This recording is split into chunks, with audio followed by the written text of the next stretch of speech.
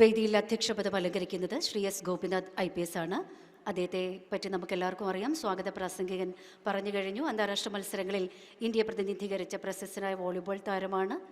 Thiruvananthapuram city police commissioner, armed battalion DIG, തുടർന്ന് അദ്ദേഹം IG ആയാണ് വിരമിച്ചത്. രാഷ്ട്രപതിയുടെ വിശിഷ്ട സേവാ മെഡലും അതിവിശിഷ്ട സേവാ മെഡലും അദ്ദേഹത്തിന് ലഭിക്കുകയുണ്ടായി. അധ്യക്ഷ പ്രസംഗത്തിനായി ശ്രീ എസ് ഗോപിനാഥ് IPSനെ ആദരവോടെ ക്ഷണിക്കുന്നു.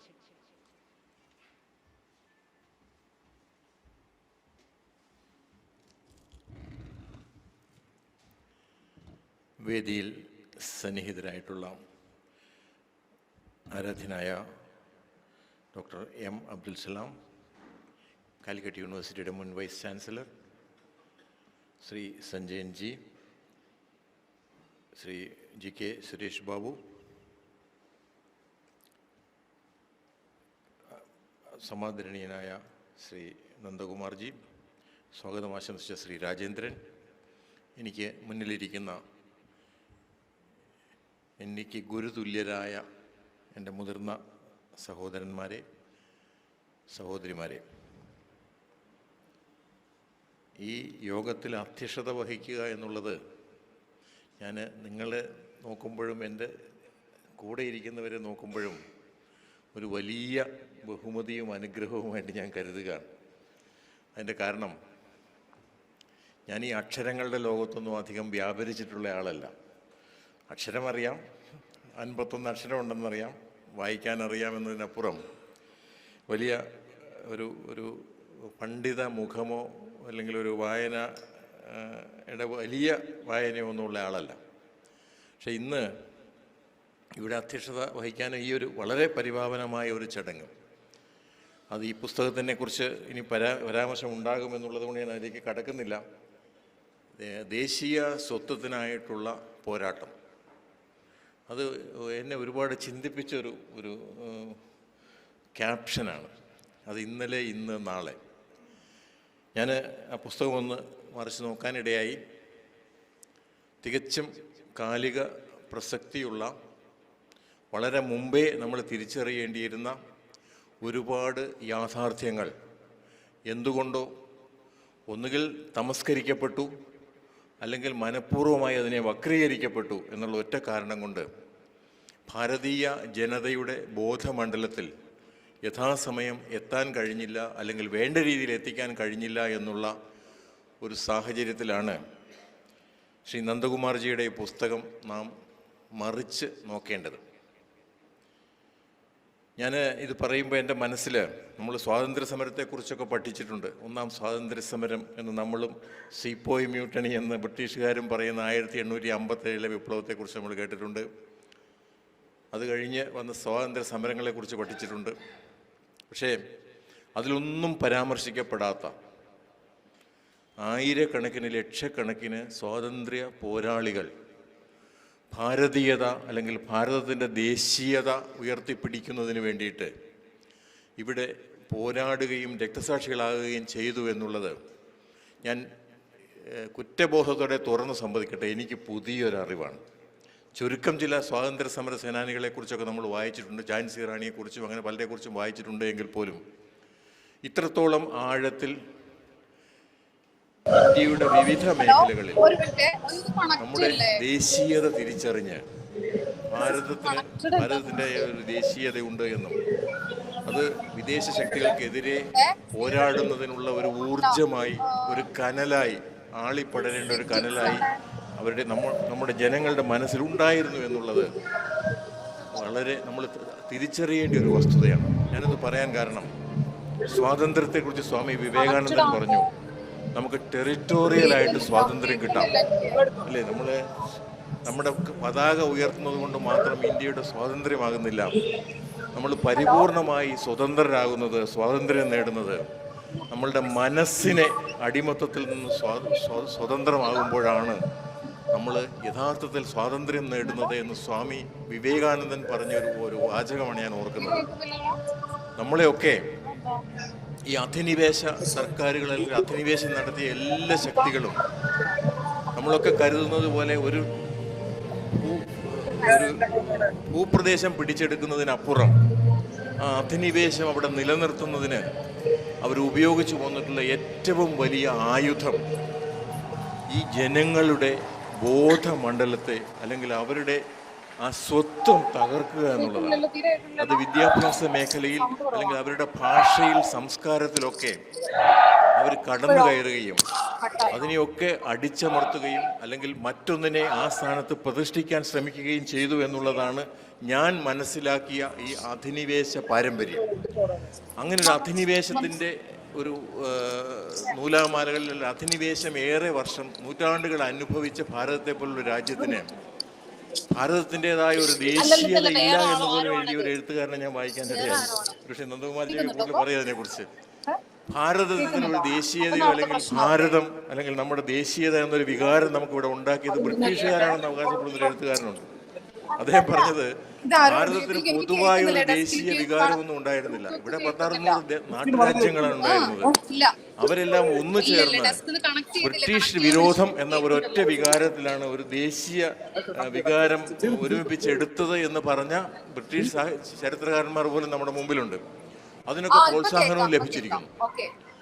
ഞാനിത് പറഞ്ഞത് നമ്മളിത് വായിച്ചു പഠിക്കുമ്പോഴാണ് നമ്മൾ മനസ്സിലാകുന്നത് ഭാരതത്തിന് അത് ഈ ഇപ്പോഴത്തെ നമ്മുടെ അതിർത്തിയിൽ മാത്രം ഉൾക്കൊണ്ടിരിക്കുന്ന ഭാരതമല്ല, കുറച്ചും കൂടെ വിശാലമായ ഒരു ഭാരതത്തിലെ ജനങ്ങൾക്ക് മുഴുവൻ അവർക്ക് അവരുടെ ഉള്ളിൽ അവരുടെ സംസ്കാരത്തിൻ്റെ അവരുടെ ധർമ്മബോധത്തിൻ്റെ ഒരു കനൽ കെടാതെ എന്നെന്നും ഉണ്ടായിരുന്നുവെന്നും അത് ജ്വലിപ്പിക്കാനും വലിയൊരു തീയായി ആളിക്കത്തിക്കാനും അവർ ശ്രമിക്കുകയും ചെയ്തു എന്നുള്ളതിൻ്റെ 100 ഉദാഹരണങ്ങൾ ഈ പുസ്തകങ്ങളിൽ നിന്ന് വായിച്ചെടുക്കാം.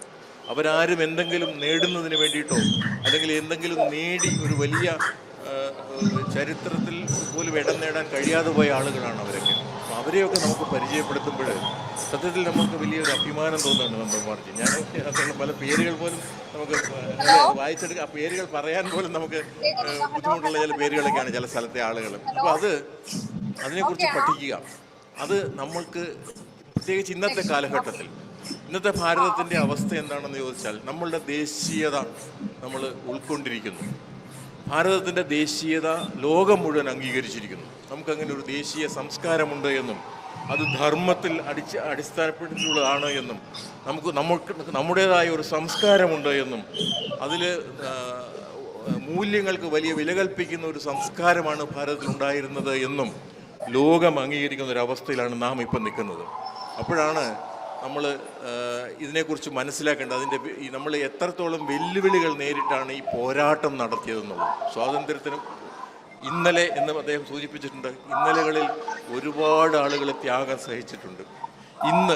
ഇന്നും നമുക്ക് വെല്ലുവിളികളുണ്ട്. അധിനിവേശം പലതരത്തിലാണ്. അധിനിവേശം നമ്മളുടെ ടെറിട്ടോറിയൽ അധിനിവേശമാകാം, അല്ലേ? നമ്മളുടെ ഭൂപ്രദേശത്തേക്ക് കടന്നു കയറുകയും അത് അവരുടെ ഭരണത്തിന് കീഴിലാക്കുകയും ചെയ്യുന്ന ഒരു അധിനിവേശം.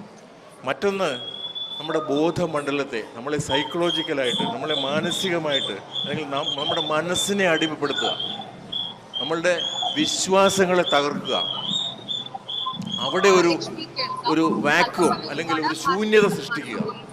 നിലവിലുള്ള എല്ലാ സംവിധാനങ്ങളും അല്ലെങ്കിൽ നിലവിലുള്ള സിസ്റ്റംസ് അതിനെയെല്ലാം നിരാകരിക്കുകയും അതെല്ലാം അസ്ഥാനത്താണെന്ന് പറയുകയും ചെയ്ത് ഒരു വിഭാഗം ആളുകളുടെ മനസ്സിൽ ഒരു അവിശ്വാസവും അല്ലെങ്കിൽ അവർക്ക് വിശ്വസിക്കാനോ ആരാധിക്കാനോ അല്ലെങ്കിൽ അവർക്ക് പ്രവർത്തിക്കാൻ പ്രചോദകമാകുന്ന തരത്തിലുള്ള സ്വാധീനങ്ങളോ മനസ്സിലില്ലാതെ വരുമ്പോൾ അവിടെ കടന്നു കയറാൻ ശ്രമിച്ച ചില ഐഡിയോളജീസ്, ഒന്നും പേരെടുത്ത് പറയുന്നില്ല, നിങ്ങൾക്കൊക്കെ മനസ്സിലാകും. അങ്ങനെയുള്ള ഐഡിയോളജീസ് ഈ മനസ്സുകളിൽ കുത്തിവെച്ച് അത് വിഷലിപ്തമായ ഐഡിയോളജീസ് കുത്തിവെച്ചിട്ട് കുറേ കാലത്തേക്കൊക്കെ കുറേ ആളുകളെയെങ്കിലും അവർക്ക് വഴിതെറ്റിച്ച് നടത്തുവാനോ അല്ലെങ്കിൽ വിശ്വാസങ്ങളെ തകർക്കുവാനോ പാരമ്പര്യത്തെയും പൈതൃകത്തെയും നിരാകരിക്കാനോ ഒക്കെയുള്ള ഒരു വലിയ ശ്രമം ഇവിടെ നടന്നു. ഇപ്പോഴത്തെ അവസ്ഥ അതും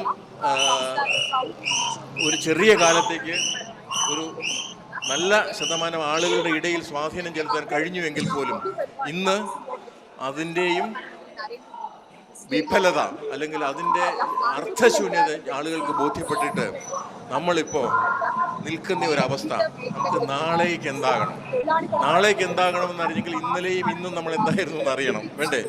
ശ്രീ നന്ദകുമാർജിയുടെ പഠനത്തെ ഞാൻ അഭിനന്ദിക്കുന്നത് വെറും ഒരു വൈജ്ഞാനിക പുസ്തകം എന്നുള്ളതോ അല്ലെങ്കിൽ നമ്മൾ പറയുന്ന പോലെ നമ്മുടെ സംസ്കാരത്തെക്കുറിച്ച് മാത്രം പറയുന്ന അല്ലെങ്കിൽ നമ്മുടെ ധാർമ്മികതയെക്കുറിച്ച് മാത്രം പറയുന്ന ഒരു പുസ്തകം എന്നതിനപ്പുറം, ദയവായി ക്ഷമിക്കാൻ, ഞാൻ അധികം പുസ്തകത്തെക്കുറിച്ച് പറയില്ല, GK പറയാനുള്ള വിഷയങ്ങളാണ്. എന്നിരുന്നാൽ പോലും എന്നെ ഇതെങ്ങനെ ബാധിച്ചു എന്നാണ് ഞാൻ പറയുന്നത്.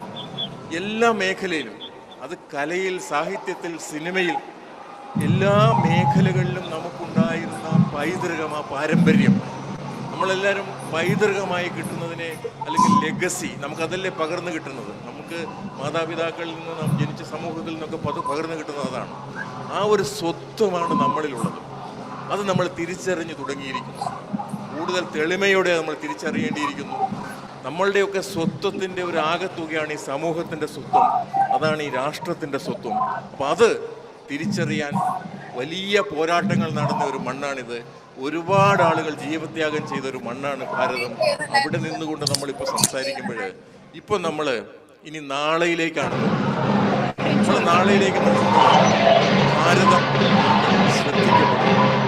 അഭിമാനമാണ് ഭാരതത്തിൻ്റെ ശബ്ദം.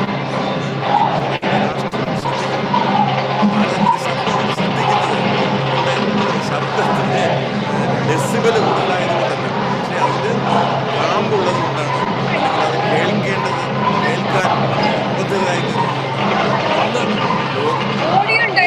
ശ്രദ്ധേയമായ ഒരു അന്താരാഷ്ട്ര സ്വാധീനം ചെലുത്താൻ കഴിയുന്ന ഒരു ദേശീയതയാണ്, ഒരു സംവിധാനമാണ് ഭാരതത്തിനുള്ളത്, ഭാരതീയ ജനതയ്ക്കുള്ളത്.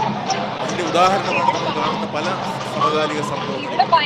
നമ്മളൊക്കെ ഡിപ്ലോമാറ്റിക് രംഗത്തൊക്കെ വിദേശ ജയിലുകളിൽ നിന്നൊക്കെ ആളുകളെ മോചിപ്പിച്ചുകൊണ്ട് വരുമ്പോൾ അത് നമ്മളുടെ വാക്കിൻ്റെ ശക്തിയോടൊന്നുമല്ല, ഈ ജനതയുടെ അഭിമാനത്തിൻ്റെ, ഈ ജനതയുടെ ദേശീയ ബോധത്തിൻ്റെ, അവരുടെ കൂട്ടായ്മയുടെയും ധാർമ്മിക ബോധത്തിൻ്റെയും ഒക്കെ ഫലമാണ് എന്ന് നമ്മൾ തിരിച്ചറിയണം. അത് നമ്മൾ ഭാവിയിൽ ഇന്നുള്ളതിനേക്കാൾ ക്രിയാത്മകമായ രീതിയിൽ ഈ ലോകത്തിന് നേതൃത്വം കൊടുക്കാൻ കഴിയുന്ന തരത്തിലുള്ള ഒരു രാജ്യമായി, ഒരു ജനതയായി നമ്മൾ വളരണം. അതിന് നമുക്ക് വേണ്ടത്ര അറിവും നമുക്ക് വേണ്ടത്ര പ്രചോദനവും നൽകുന്ന ഒരു പുസ്തകമാണ് ഇത് എന്ന് പറയുന്നതിൽ എനിക്ക് യാതൊരു സംശയവുമില്ല. ശ്രീ നന്ദകുമാർജിയെക്കുറിച്ച് ഞാൻ ദീർഘമായി സംസാരിക്കുന്നില്ല. അദ്ദേഹത്തിനെ ഞാൻ വായിച്ചാണ് എനിക്ക് കൂടുതൽ പരിചയം. ഞങ്ങളിതിൽ 1-2 യോഗങ്ങൾ മാത്രമേ പങ്കെടുത്തിട്ടുള്ളൂ, മുമ്പ് ഒരുമിച്ച് പങ്കെടുത്തിട്ടുള്ളൂ. പക്ഷേ ഇത്ര കൃത്യമായി കുറുക്കിക്കൊള്ളുന്ന രീതിയിൽ വിഷയങ്ങളെ അപഗ്രഥിച്ച് അവതരിപ്പിക്കാനുള്ള അദ്ദേഹത്തിൻ്റെ ആ വാക്കുകളുടെ ഒരു ബൗദ്ധിക മണ്ഡലത്തിൽ നിന്നുകൊണ്ട് അതിനെ കാണാനുള്ള അദ്ദേഹത്തിൻ്റെ കഴിവിന് മുമ്പിൽ ഞാൻ പ്രണമിക്കുന്നു. അങ്ങേക്ക് എല്ലാവിധ മംഗളങ്ങളും ആശംസിക്കുന്നു. ഈ പുസ്തകം ഞാൻ അതിൻ്റെ ഒരു മാർക്കറ്റിങ്ങിന് വേണ്ടിയൊന്നും പറയുന്നതല്ല, നമ്മളൊന്ന് വായിച്ചിരിക്കേണ്ടതും നമ്മളുടെ കുഞ്ഞുങ്ങളൊന്ന് വായിച്ചിരിക്കുകയും അറിഞ്ഞിരിക്കുകയും ചെയ്യേണ്ട ഒരു ഗവേഷണ ഗ്രന്ഥം എന്ന് പറഞ്ഞാൽ പോരാ, ഒരു ഗവേഷണ തീസിസുകളുടെ ഒരു ശേഖരമാണ് ഈ പുസ്തകം എന്ന് വേണമെങ്കിൽ പറയാം. അതുകൊണ്ട് ഈ പുസ്തകത്തിന് എല്ലാവിധത്തിലുള്ള സ്വീകാര്യതയും നല്ല സ്വീകാര്യതയും ഉണ്ടാകട്ടെ എന്ന് ആശംസിക്കുന്നു. നിങ്ങളുടെ എല്ലാവരുടെയും മനസ്സിൽ ഇന്ന് നമ്മുടെയൊക്കെ മനസ്സിലുള്ള നമ്മുടെ ദേശീയ ബോധത്തെക്കുറിച്ച്, നമ്മുടെ ദേശീയ ബോധത്തിലുള്ള അഭിമാനവും അഹങ്കാരവും, ഞാൻ അങ്ങനെ തന്നെ പറയട്ടെ, നമുക്കത് കൂടുതൽ പ്രോജ്വലിപ്പിക്കാൻ ഇത് ഉപോത്ബലകമാകട്ടെ എന്ന് മാത്രം പ്രാർത്ഥിച്ചുകൊണ്ട് ഞാൻ എൻ്റെ ഈ എളിയ അധ്യക്ഷ ഭാഷണം അവസാനിപ്പിക്കുന്നു. ഒരിക്കൽ കൂടി ഇതിന് അവസരം തന്ന ഇതിൻ്റെ പിന്നിൽ പ്രവർത്തിച്ച എല്ലാവർക്കും വിനയത്തോടെ കൈകൂപ്പിക്കൊണ്ട് ഞാൻ നന്ദി പറയുന്നു. നന്ദി, നമസ്കാരം.